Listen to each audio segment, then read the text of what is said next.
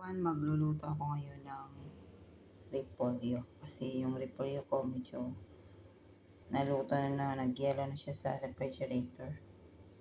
Ayan. Ligis na natin ang bawang sibuyas, kamatis natin.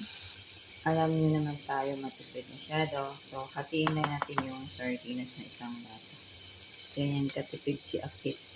Ating kapatid guys, sa sunod na pang saw ko yan. 5 ang laman ko, ni half. Yan.